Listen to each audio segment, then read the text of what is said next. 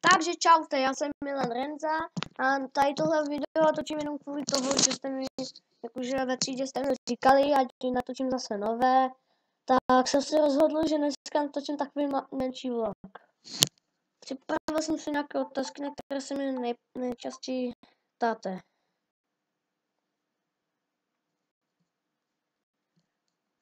No, mě to někdo smazl, tak nic. Jo, ještě vám musím říct, že tady na tom mobilu mi jeden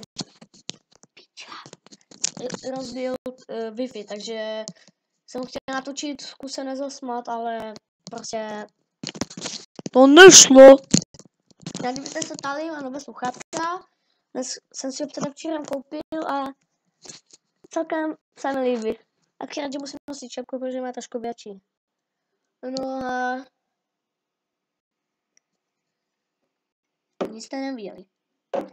Takže já bych chtěl jenom říct, že dneska jsem volal přes Skype Markovi. Ten říkal, že bychom spolu mohli něco natočit. Tak jestli přijde ještě než tohle dotočím, tak budu rád, protože budu pokračovat. A vy jste se ptali, tak natočím na můj notebook. A kameru si možná dám ještě tu někde do háje. Takže to je tak dneska všechno. A potom se někdy ještě ozvu. Nevím, jestli mi tohle půjde vůbec do YouTube, ale jestli se tady na to podíváte, tak věřte, že šlo. Takže dneska bych vám mohl ukázat třeba... Nevím, určitě tu nebudu tady, musím někdy notebook ukazovat vám svůj byt. Můžu vám ukázat možná tak výhled z okna, nebo Marka, až přijde, to ukážu vám. Takže můžu zkusit vám takhle ukázat, jakože... Takže to jo. Co mám? No takhle asi rád. Ale ne.